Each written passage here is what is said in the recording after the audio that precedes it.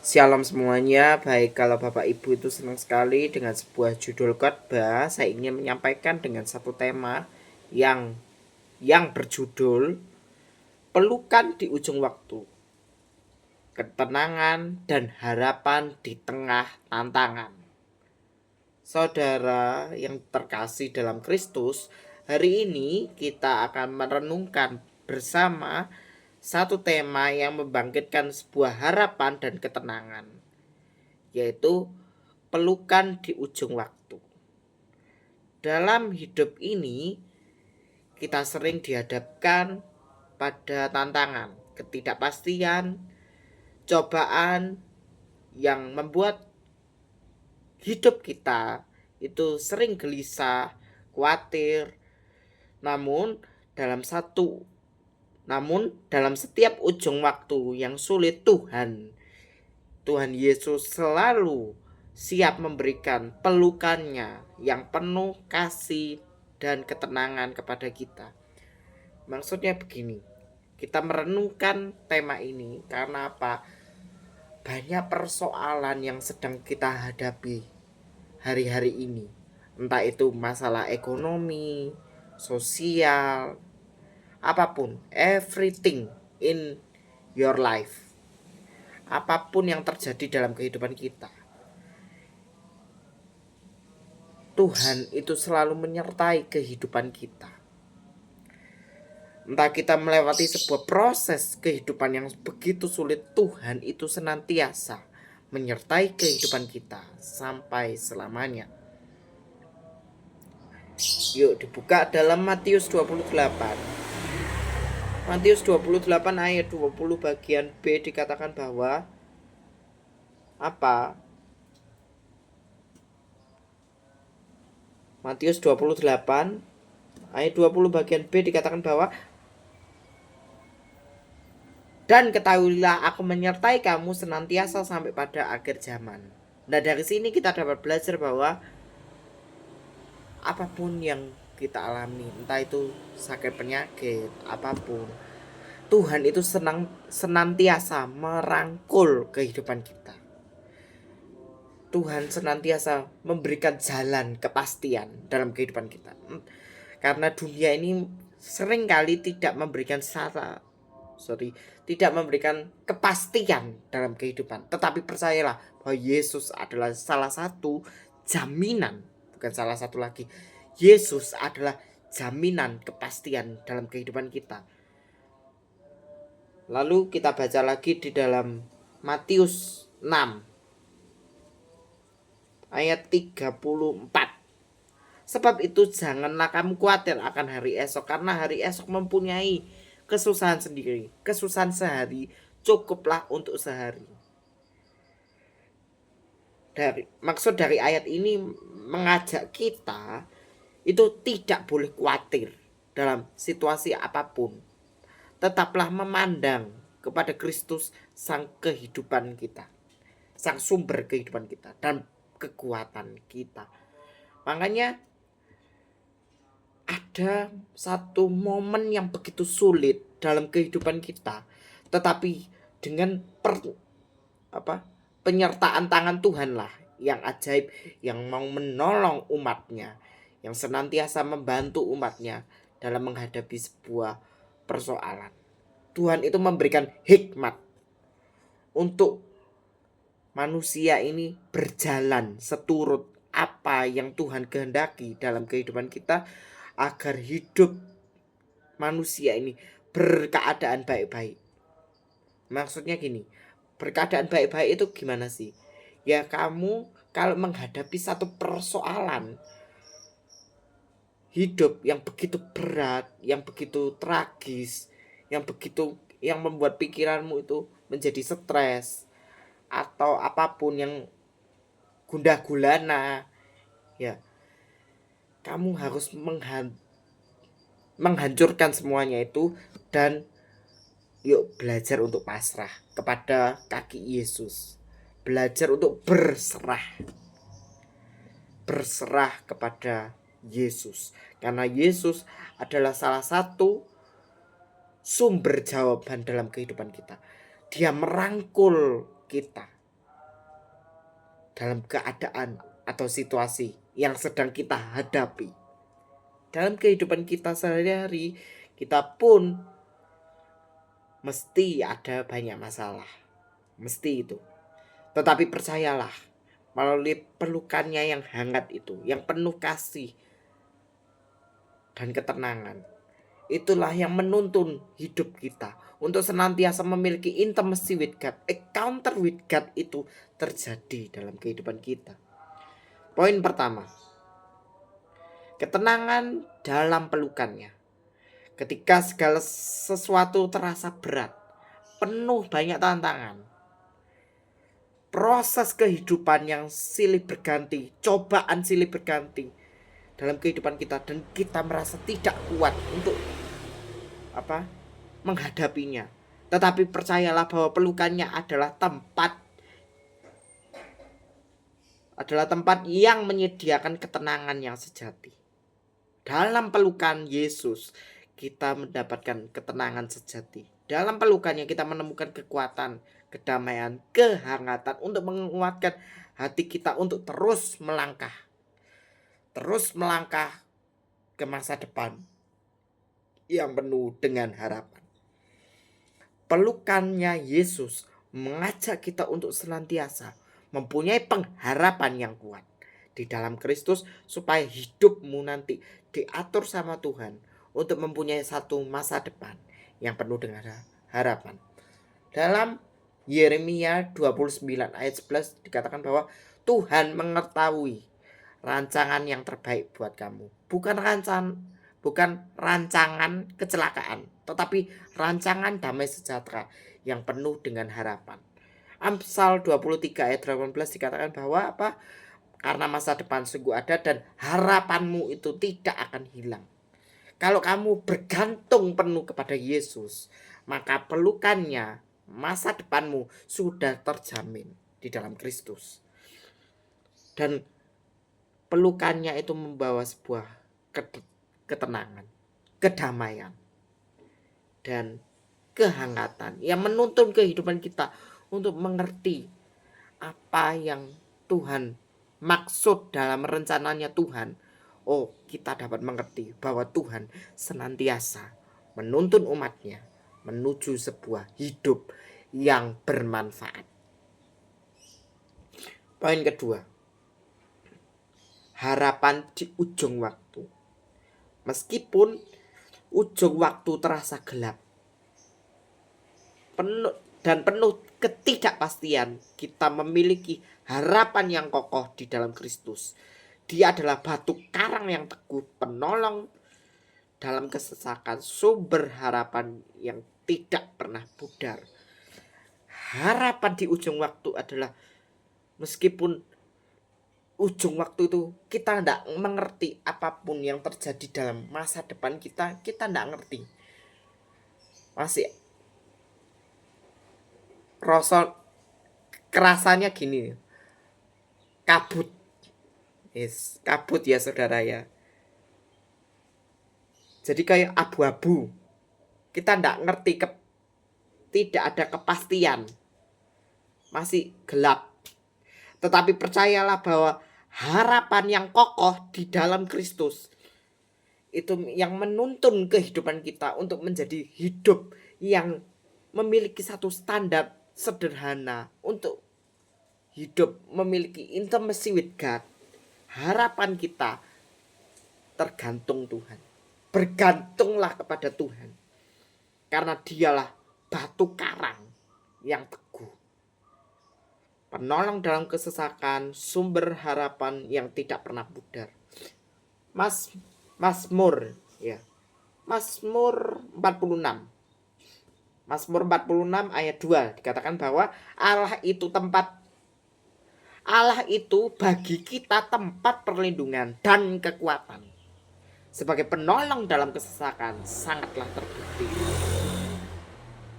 Dalam kehidupan kita mau terus ada dalam tuntunan Roh Kudus, tuntunan Tuhan, agar hidupmu itu menjadi hidup yang bermanfaat, hidup yang memberikan dampak positif. Mazmur 62. Sekarang kita loncat ke 62 ayat 2, dikatakan bahwa hanya dekat Allah saja aku merasa tenang, daripadanya lah keselamatanku. Hanya dialah gunung batuku dan keselamatanku, kota benteng aku tidak akan goyah. Meskipun harapan kita ada di ujung waktu, meskipun keadaan sekarang itu waktunya itu tidak tahu, kita tidak tahu. Biarlah kairosnya Tuhan, waktunya Tuhan yang menuntun kita menuju sebuah hidup yang mencapai sebuah standar yang Tuhan izinkan dalam kehidupan kita. Meskipun gini, kita menyongsong tahun-tahun ke depan ini kita tidak mengerti, tetapi percayalah bahwa kita harus mempunyai pengharapan yang kokoh di dalam Kristus, supaya hidupmu itu senantiasa dituntun oleh Roh Kudus melalui kebenaran firman Tuhan, agar hidupmu menjadi hidup yang mempunyai pengharapan. Yuk dibaca lagi. Roma 15 ayat 13 dikatakan bahwa semoga Allah sumber pengharapan memenuhi kamu dengan segala sukacita dan damai sejahtera dalam imanmu, supaya oleh kekuatan Roh Kudus kamu berlimpah-limpah dalam pengharapan. Meskipun harapan kita di ujung waktu, kita harus mempunyai iman dan harapan yang kokoh di dalam Kristus, supaya masa depanmu mempunyai masa depan yang penuh dengan harapan, masa depan yang gilang gemilang. Dan pengharapan kita itu tidak pernah pudar.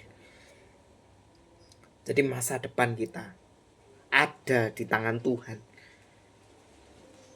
Poin ketiga, kekuatan dan perlindungannya. Ketika kita merasa lemah, rentan, Tuhanlah adalah kekuatan kita di tengah kelemahan. Dalam pelukannya kita merasa adanya perlindungan yang tak tergoyahkan, yang menjaga, membimbing langkah-langkah kita di setiap ujung waktu yang kita lalui. Maksudnya gini, Tuhanlah yang memberikan sebuah kekuatan dan perlindungan dalam menghadapi sebuah proses dalam kehidupan. Tuhan menuntun umatnya, Tuhan yang membimbing. Ada satu Mazmur yang terkenal, yaitu Mazmur 23 dengan satu judul perikop, Tuhan adalah gembalaku. Mazmur 23. Tuhan adalah gembalaku yang baik. Ingat ini ya, Mazmur Daud. Tuhan adalah gembalaku, takkan kekurangan aku. Ia membaringkan aku di padang yang berumput hijau. Ia membimbing aku ke air yang tenang. Ia menyegarkan jiwaku, menuntun aku di jalan yang benar oleh karena namanya. Sekalipun aku berjalan dalam lembah kekelaman, aku tidak takut bahaya. Sebab engkau bersertaku, gadamu dan tongkatmu lah itulah yang menghibur aku. Nah, dalam setiap aspek kehidupan kita, Tuhan selalu memberikan kekuatan dan perlindungannya. Kekuatannya apa sih? Ya, Tuhan menuntun umatnya untuk mencapai sebuah proses. Kita sebagai manusia dihadapkan berbagai masalah, berbagai proses, berbagai tantangan yang ada. Nah, dari setiap proses inilah ya, Tuhan selalu memberikan kekuatan. Tuhan selalu memberikan kekuatan dan perlindungan, supaya hidupmu itu terus dijaga, terus dibentengi oleh kebenaran firman Tuhan di dalam setiap aspek kehidupan kita. Ketika kita merasa lemah dan rentan, Tuhanlah kekuatan kita di tengah kelemahan. Nah, ini kata-kata ini bisa kita baca juga dalam 2 Korintus 12 ayat 9 dikatakan bahwa 2 Korintus 12 ayat 9 dikatakan, tetapi jawab Tuhan kepadaku, cukuplah kasih karuniaku bagimu, justru dalam kelemahanlah kuasaku menjadi sempurna. Dalam setiap kelemahan kita, Tuhan selalu memberikan kekuatan. Justru dalam kelemahan kita, kuasa, otoritas Tuhan itu menjadi sempurna atas hidupmu. Sebab itu aku lebih suka bermegah di atas kelemahanku supaya kuasa Kristus turun menaungi aku. Loh, Rasul Paulus mengatakan sendiri bahwa cukuplah kasih karuniaku bagimu, sebab justru dalam kelemahanlah kuasaku menjadi sempurna. Karena Rasul Paulus itu dulu itu kan orangnya jahat, suka menindas pengikutnya Tuhan. Tetapi oleh setiap proses yang dialami oleh Rasul Paulus, dia mengerti sekarang. Dulunya menjadi jahat, sekarang dibaptis oleh Tuhan, menjadi pengikut Tuhan dan memberitakan kebenaran firman Tuhan. Justru dalam kelemahannya Paulus itu kuasanya Tuhan itu menjadi sempurna. Kuasa Kristus itu menaungi aku. Makanya dalam setiap proses kehidupan kita, Tuhan selalu memberikan kekuatan, perlindungan. Dalam pelukan yang hangat itu memberikan salah satu jaminan, kepastian bahwa hidup kita akan senantiasa dituntun oleh Tuhan untuk mencapai sebuah hidup yang benar, hidup yang bermanfaat, hidup yang memberikan satu dampak positif bagi kehidupan kita dan bagi sesama.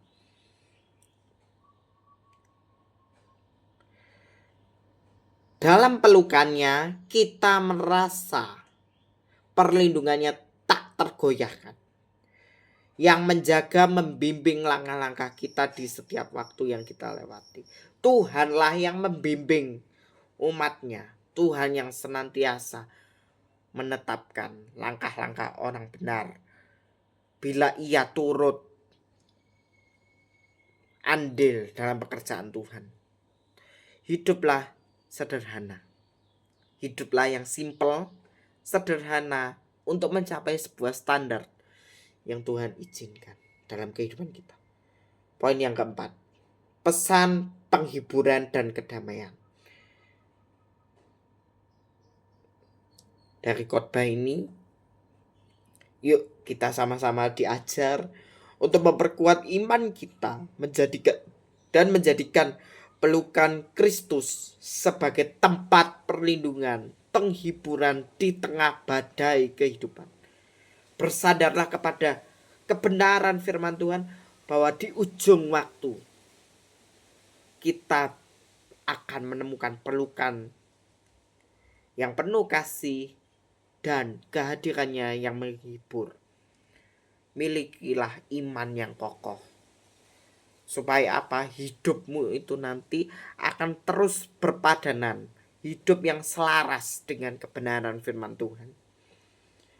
Supaya pelukan di ujung waktu ini, pelukan Kristus selalu menaungi kehidupan kita. Dan hiduplah